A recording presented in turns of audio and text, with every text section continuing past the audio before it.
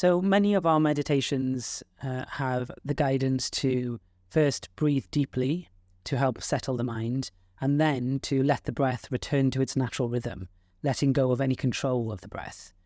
Now, we've had several people saying that if they are paying attention to the breath, then they can't let go of this sense of control. So firstly, this is not something to worry about. Mindfulness is paying attention to whatever is going on in the present moment with acceptance and non-judgment. So we can just pay attention to any feeling that we are controlling the breath with openness and curiosity.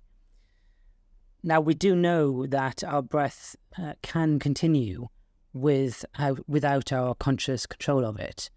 When we sleep, or if we are deep in conversation or some other activity, we don't control our breath. It just happens. So this is the interesting thing about the breath. It is something that our body does automatically, but we can take control of it. Some bodily functions aren't like this, of course. Like we can't take control of the beating of our heart or the growing of our hair. The breath is more like the coming and going of thoughts.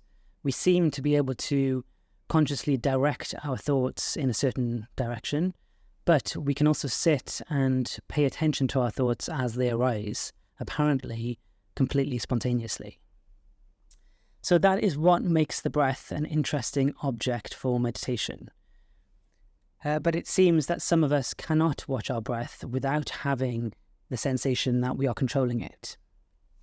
I've just been reading The Ego Tunnel by Thomas Metzinger, and he gives a possible explanation for this. He says, when certain processing stages are elevated to the level of conscious experience and bound into the self-model active in your brain, they become available for all your mental capacities.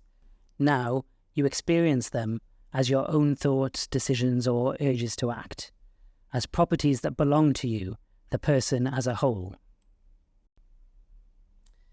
In other words, when we become aware of certain thoughts or experiences, they become part of our sense of self, making us feel like they belong to us.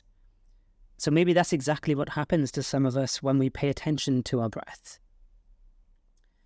Whether we do have the feeling that we are controlling the breath or not, let's just watch it with curiosity and kindness as part of the present moment.